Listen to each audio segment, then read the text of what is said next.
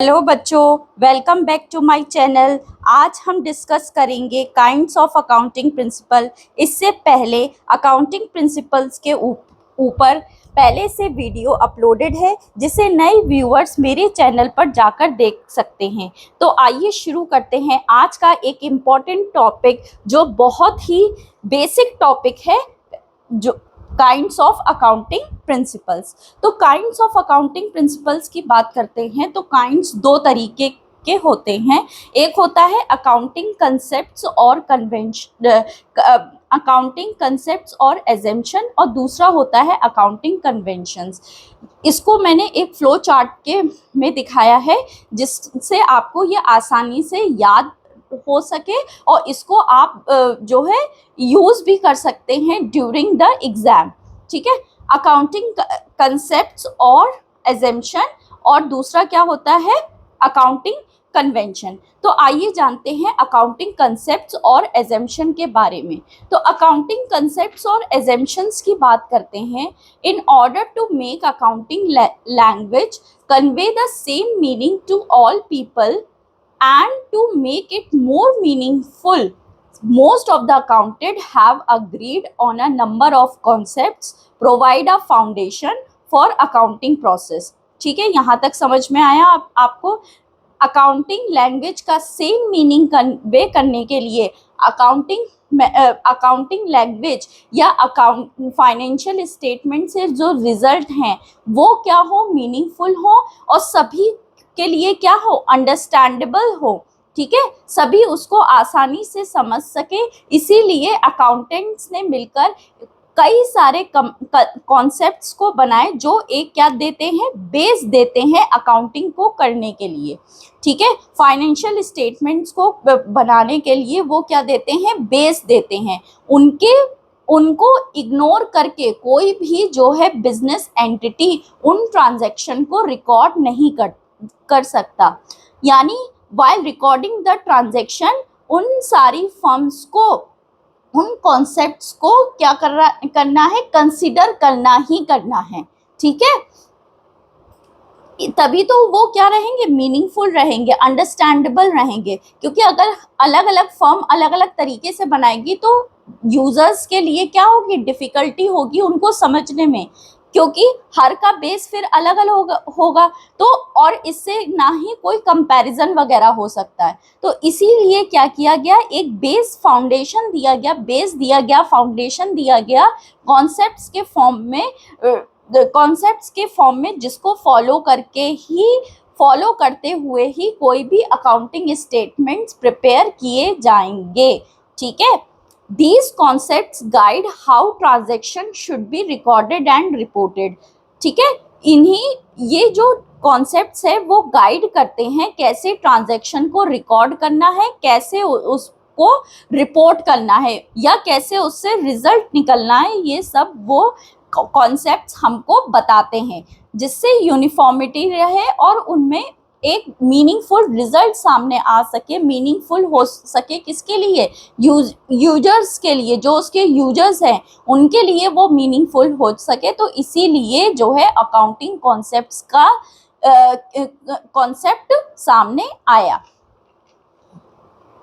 अब जो accounting concepts भी टू टाइप्स के होते हैं। एक होता है फंडामेंटल अकाउंटिंग कॉन्सेप्ट्स, एक होता है अदर अकाउंटिंग कॉन्सेप्ट्स। अब आइए चलते हैं इन दोनों के बारे में अलग अलग तरीके से जानते हैं ये होते क्या हैं। ठीक है, इसको मैंने एक फ्लो चार्ट के फॉर्म में दिखाया है ताकि आप सबको इजी रहे याद करने में और इजीली आप लोग अंडरस्टैंड कर सकें।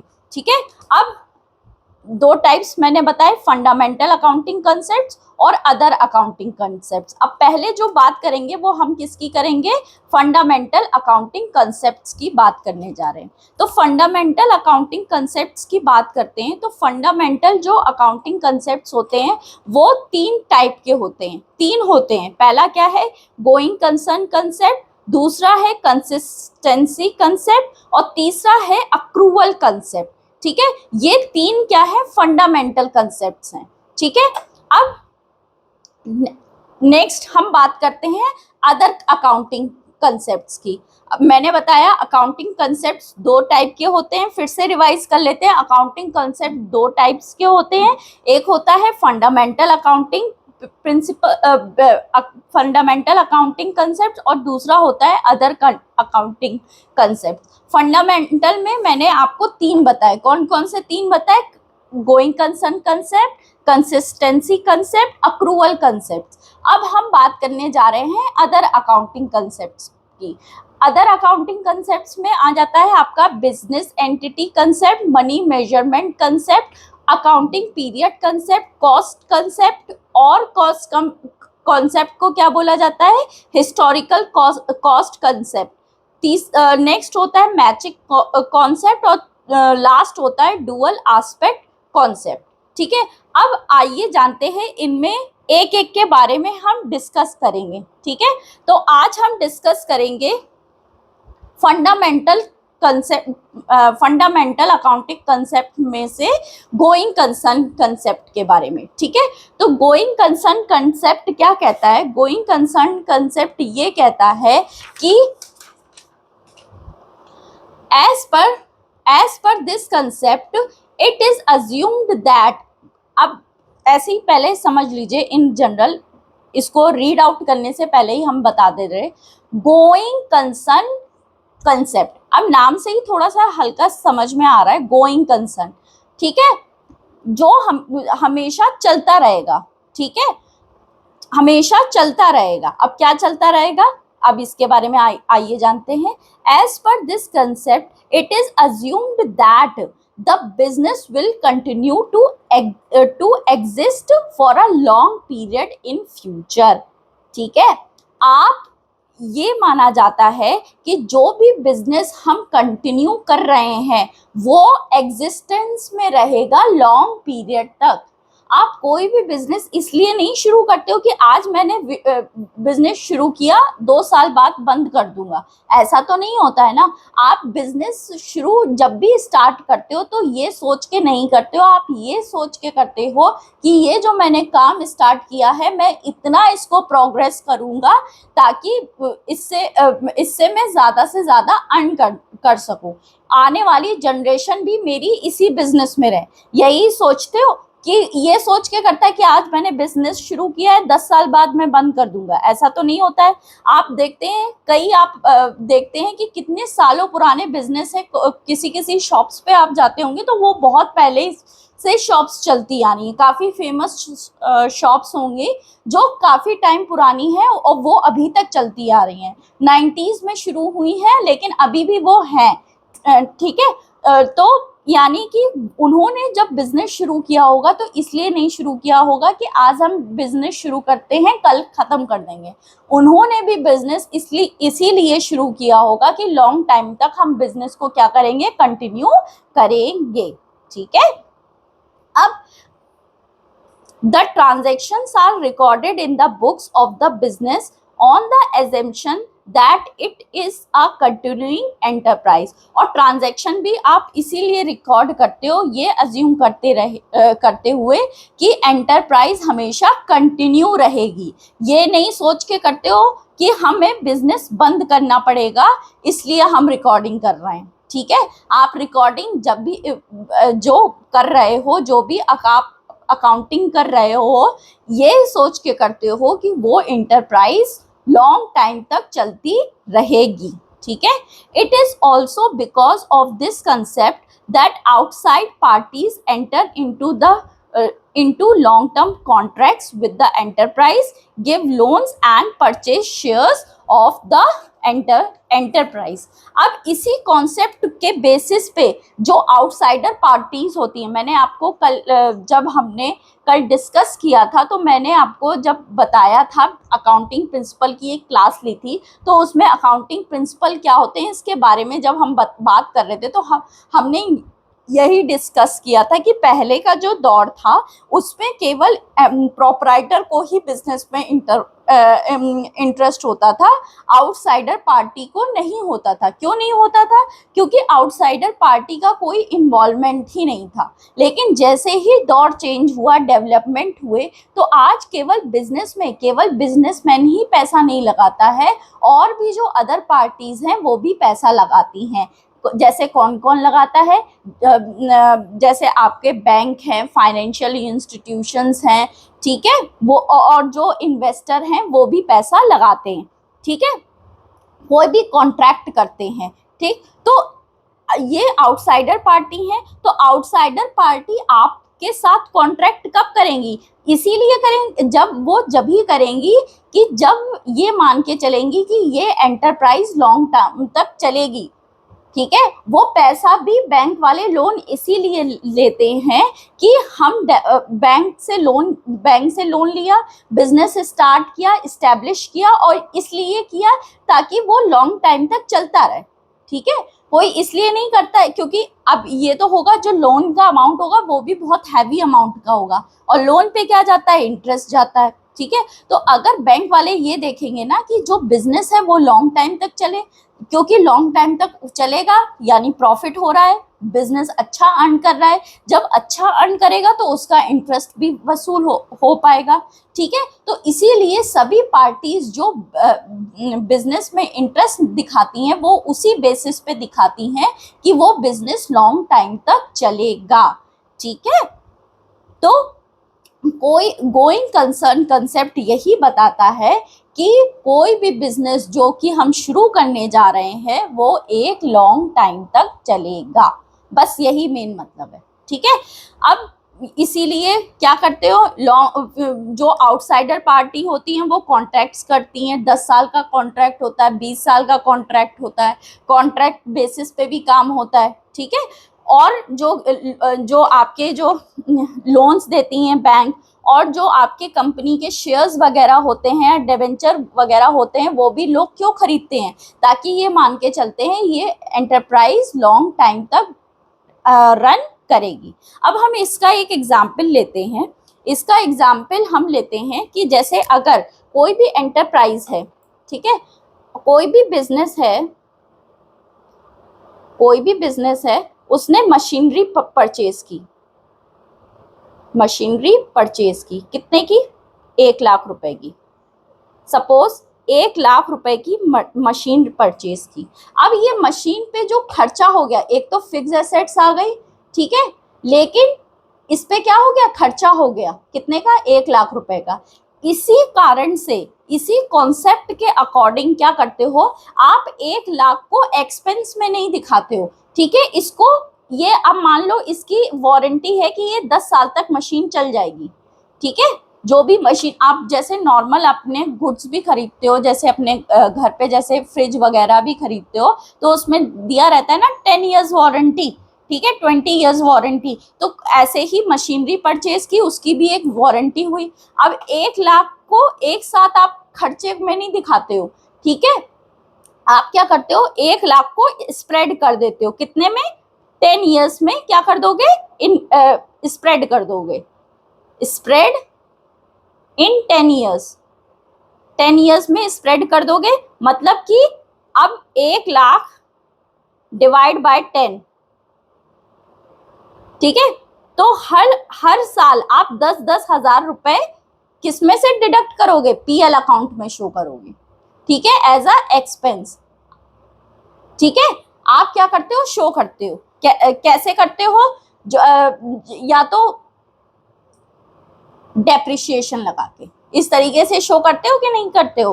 ठीक। तो पीएल अकाउंट में एज अ एक्सपेंस आप कितना दिखाते हो? 10-10 हजार। वो 1 लाख आपने नहीं दिखाया, आपने वो 10-10 हजार रुपए दिखाया, ठीक है। और ये कितने सालों में स्प्रेड कर दिया? 10 साल तक। मतलब 10 साल तक इस मशीन के पैसे को क्या करते रहोगे तुम? प्रॉफिट एंड लॉस अकाउंट में से डिडक्ट करते रहोगे। इकट्ठा 1 लाख ना काट के 10-10 हजार की में क्या कर देते हो? स्प्रेड कर देते हो। ये आप अपने हिसाब से डिसाइड करते हो कि आप कौन सा मेथड यूज कर रहे हो, ठीक है, डेप्रिशिएशन का, ठीक। अब नेक्स्ट हम जब ये एग्जाम्पल आपको हो सकता है समझ में आया हो, ठीक है। अब एक और एग्जाम्पल है, जैसे जो प्रीपेड एक्सपेंसेस होते हैं, प्रीपेड एक्सपेंसेस, ठीक है। 10,000 मान लो 10,000 हुआ, 10,000 का खर्चा है। ये प्रीपेड आप किस में दिखाते हो? बैलेंस शीट में दिखाते हो। किस में दिखाते हो? बैलेंस शीट में, ठीक है। क्योंकि इससे आपको क्या होगा? फ्यूचर में बेनिफिट होगा, ठीक है। 10,000 पहले से खर्चा कर दिया तो आपको फ्यूचर में इसका बेनिफिट होगा, ठीक। तो ये जो आप बैलेंस शीट में किस साइड दिखाते हो? एसेट्स पे, ठीक है। आई बात समझ में? ये जितना खर्चा एक बार में कर दिया है वो आप नहीं दिखाते, वो आप पीएल अकाउंट में ना डिडक्ट करते के आप किस में दिखाते हो? बैलेंस शीट में दिखाते हो, कि ताकि आपको फ्यूचर में इससे फायदा होगा। पहले से खर्चा पे कर दोगे तो आपको वो खर्चा आगे आने जब वो ड्यू होगा तो वो खर्चा करना नहीं पड़ेगा, ठीक है। तो ये आपकी क्या हो गई? एसेट्स हो गई, ठीक है। नेक्स्ट बात हम करते हैं कंसिस्टेंसी कॉन्सेप्ट की। कंसिस्टेंसी बनी रहे, ठीक है। मतलब एक समानता बनी रहे, एक रूपता बनी रहे, कोई भी चीज है वो हमेशा चलती रहे, कंसिस्टेंसी कंसेप्ट ये कहता है। अब चाहिए ये नॉर्मल सा मैंने एक मीनिंग बताया कंसिस्टेंसी वर्ड का। अब आगे हम बात करते हैं अकाउंटिंग में कंसिस्टेंसी का क्या मतलब होता है, ठीक है। तो आइए चलिए जानते हैं इसके बारे में। तो ये क्या कह रहा है? This concept states that accounting principles and methods should remain consistent from one year to another। ये प्रिंसिपल ये कहता है कि जो भी हम अकाउंटिंग प्रिंसिपल या अकाउंटिंग मेथड यूज कर रहे हैं उसमें कंसिस्टेंसी बनी रहे। जो भी मेथड हम यूज कर रहे हैं उसमें कंसिस्टेंसी बनी रहे। जो एक साल यूज कर रहे हैं वही अगले साल भी यूज करें, ठीक है। These should not be change from year to year in order to enable management to compare the profit and loss account and balance sheet of the different period, ठीक है। अब यही वो कह रहे हैं कि जो भी मेथड या प्रिंसिपल हम यूज करते हैं उसमें कंसिस्टेंसी होनी चाहिए, हर साल उनको चेंज नहीं करना चाहिए। जो एक साल यूज कर रहा है हुआ है वही अगले साल यूज होना चाहिए। अब ऐसा क्यों होता है कि अगर इनको हम बार बार चेंज नहीं करते हैं तो क्या होता है कि मैनेजमेंट को आसानी होती है उसके प्रॉफिट एंड लॉस अकाउंट और बैलेंस शीट को कंपेयर करने में। डिफरेंट पीरियड की जो बैलेंस शीट और प्रॉफिट एंड लॉस अकाउंट बना है उसको कंपेयर करने में आसानी होती है, ठीक है। अगर आप क्या करेंगे कि एक साल आपने एक मेथड यूज किया, उससे प्रॉफिट एंड लॉस और बैलेंस शीट बनाई, तो और दूसरा मेथड अगले साल दूसरा मेथड यूज करके आपने प्रॉफिट एंड लॉस और बैलेंस शीट बना ली, तो इसमें कंपैरिजन कहाँ हो पाएगा? कंपैरिजन के लिए भी एक स्टैंडर्ड होना चाहिए, एक जो है एक सेम पिच होनी चाहिए जिसपे आके जो है आप कंपैरिजन कर सके, ठीक है। तो उसके लिए आपको क्या करना पड़ेगा? सेम मेथड यूज करना पड़ेगा। अगर हम अलग अलग बनाते हैं तो इसमें ना कोई मीनिंगफुल रिजल्ट निकल पाएगा, ना ही आप पहली बात तो आप कंपेयर ही नहीं कर पाओगे क्योंकि सबके जो मेथड अलग होगा तो उस मेथड से अलग जो रिजल्ट आया होगा, चाहे वो बैलेंस शीट का हो चाहे वो प्रॉफिट एंड लॉस का हो, ठीक है। तो इसमें आप कंपैरिजन नहीं कर सकते हो कि पिछले साल से बिजनेस ने कितना बेहतर परफॉर्म किया है, ठीक है। मेन तो ये भी तो जानना होता है कि आप अपनी फर्म में भी कंपैरिजन करते हो और अदर फर्म से भी कंपैरिजन करते हो कि अदर फर्म क्या कर रही हैं, ठीक है। तो कंसिस्टेंसी होना बहुत जरूरी है, ठीक है। And draw important conclusion about the working enterprise. जो भी वर्किंग एंटरप्राइज है उससे जो है सही कंक्लूजन निकल सके, इसीलिए आपको क्या करना है? इन मेथड्स को बार बार चेंज नहीं करना है। लेकिन इसका मतलब ये नहीं है but the consistency concept should not B taken to mean that it does not allow a firm to change the accounting methods according to the changed circumstances of the business। अगर लेकिन जो कंसिस्टेंसी कंसेप्ट है वो ये भी नहीं मना करता है कि आप जो है अकाउंटिंग मेथड को जो बिजनेस में जो बिजनेस की जो सरकमस्टेंसेस है अगर उसमें चेंज हो रहा है तो उसको चेंज ना करें, ऐसा नहीं है। अगर बिजनेस में चेंजेस हो रहे हैं, बिजनेस के सरकमस्टेंसेस में चेंज हो रहा है तो आपको भी उसमें चेंज करना पड़ेगा। ये क्योंकि हमने शुरू में पढ़ा था कि अकाउंटिंग प्रिंसिपल स्टैटिक नहीं होते हैं, हमने एक फीचर्स पढ़ा है, ठीक है। तो जो भी मेथड यूज कर रहे हैं वो हर साल एक जैसा रहना चाहिए, लेकिन अगर कोई सरकमटेंसेस बिजनेस की चेंज हो रही हैं उसकी वजह से आपको मेथड चेंज करना पड़ रहा है तो आप कर सकते हैं। Otherwise, the accounting will non-flexible and the improved techniques of the accounting will not be used. अगर ऐसा हम नहीं करते हैं तो एक तो ना हमारी अकाउंटिंग होगी वो नॉन फ्लेक्सिबल होगी। फ्लेक्सिबल मतलब जिसको फ्लेक्सिबल होती है तो फ्लेक्सिबल में क्या होता है, लचीलापन, जिससे हम क्या कर सकते हैं जैसे अपने अकॉर्डिंग ढाल सकते हैं उसको। और लेकिन अकाउंटिंग कैसी होनी चाहिए, हमेशा अकॉर्डिंग टू द इन्वायरमेंट, ठीक है, अकॉर्डिंग टू द सरकमटेंसेस होनी चाहिए, ठीक है। तो कंसिस्टेंसी कंसेप्ट यही कहता है कि मेथड्स में वो कंटिन्यूटी होनी चाहिए, कंसिस्टेंसी होनी चाहिए, लेकिन साथ ही साथ अगर बिजनेस में, अब बिजनेस की सरकमटेंसेस में जाहिर सी बात है बार बार तो चेंज नहीं होगा ना, एक बहुत टाइम पीरियड बाद चेंज होगा, ठीक है। तो अगर वो चेंज हुआ है तो उसको इंट्रोड्यूस करना चाहिए, ठीक है। क्योंकि अगर आप समय के साथ नहीं चलेंगे तो क्या होगा, आपका बिजनेस भी पीछे छूट जाएगा। तो अकॉर्डिंग टू द सरकमटेंसेस जो है उसको वही मेथड यूज करना चाहिए, ठीक है। लेकिन उस मेथड में भी क्या होनी चाहिए, कंसिस्टेंसी, बार बार चेंज नहीं होना चाहिए, ठीक है। आई बात समझ में। अब जैसे कंसिस्टेंसी का कंसेप्ट ये कहता है, इसका एक एग्जांपल हम लोग ये ले सकते हैं। फॉर एग्जांपल जैसे जो डेप्रिशिएशन हमने बताया है, डेप्रिशिएशन को लगाने के दो मेथड होते हैं, ठीक है, और भी बहुत सारे मेथड जो होते हैं। एक होता है स्ट्रेट लाइन मेथड और एक होता है written down value method, WDV जिसको बोलते हैं, रिटन डाउन वैल्यू मेथड।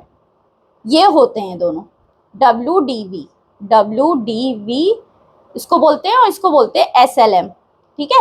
अब क्या होता है कि अगर मान लो एक साल तुम प्रॉफिट एंड लॉस बनाते हो, ठीक है, अब मशीन पे डेप्रिशिएशन चार्ज करना है, मशीन पे डेप्रिशिएशन चार्ज होगा ही, जो कि हमने बताया था, ठीक है। अब ये जो मशीन पे डेप्रिशिएशन है, अब ऐसा नहीं कर सकते कि तुमने एक साल 2010 में आपका बिजनेस शुरू हुआ तो 2010 में ये नहीं कि आपने SLM लगा लिया, 2011 में आपने WDV लगा लिया, ऐसा नहीं होगा, ठीक है। आपको क्या करना है कि हर साल एक ही जैसा रखना है। 2012 में बार बार चेंज नहीं करोगे। अगर आप SLM लगा रहे हो तो आप हर बार क्या लगाओगे, SLM, ठीक है, SLM, ठीक है। और अगर आपने WDV लगाया है तो आप 2010 हो, 2011 हो, 12 हो, 13 ऐसी कंटिन्यू चलती रहेगी। आज 2025 आ गया, ठीक है, तो उसमें हमेशा क्या लगेगा, WDV मेथड लगेगा। आई बात समझ में, ठीक है। ये WDV कंटिन्यू होता रहेगा। अब जैसे ही बिजनेस की सरकमटेंसेस में चेंज हो रहा हो वैसे ही अकाउंटिंग में भी चेंज होना चाहिए, ये भी पॉइंट मैंने बताया। तो उसका एग्जाम्पल हम ले सकते हैं GST, ठीक है। अब देखिए पहले क्या होता था कि अलग अलग टैक्सेस लगते थे, सेल्स टैक्स अलग, सर्विस टैक्स अलग। तो अब क्या कर दिया गवर्नमेंट ने, GST ला दिया और सबका एक नंबर GST नंबर हो गया। हर एक जो बिजनेस फर्म है उसका एक GST नंबर होना जरूरी है, ये हो गया। अब तो क्या इसको फर्म्स ने लागू नहीं किया ना, जैसा अकाउंटिंग चेंज हुआ उस हिसाब से, मतलब अभी तक कंसिस्टेंसी थी कि जो उन पे टैक्स लगाया जा रहा था वो वही टैक्स लगा रहे थे, लाइक वैट हुआ, एक्साइज ड्यूटी हुई, सर्विस टैक्स हुआ, सेल्स टैक्स हुआ, वो इसको कंटिन्यू कर रहे थे। लेकिन आज के टाइम में जब चेंज हुआ है, इन सबको मर्ज करके जीएसटी ला दिया गया है, तो वो जीएसटी को भी अब क्या कर रहे हैं, इंक्लूड कर रहे हैं। ठीक है, अब वो पुराने फॉर्मेट से नहीं चल रहे हैं, जैसा वो चेंज हुआ है बिजनेस की सर्कमस्टेंसेस में, जैसा चेंज हुआ है वो वैसा ही कंटिन्यू कर रहे हैं। ठीक है, आई बात समझ में? तो आपको ये टॉपिक अच्छे से क्लियर हो गए होंगे। ठीक है, तो आज के टॉपिक्स हम यहीं एंड करते हैं, आगे के कॉन्सेप्ट्स को आगे की वीडियोस में हम कंटिन्यू करेंगे। ठीक, तो आज की वीडियो आपको अच्छी लगी हो बच्चों, तो मेरे चैनल को लाइक शेयर सब्सक्राइब करिए और बेल आइकन प्रेस करना ना भूलें। So thank you for watching.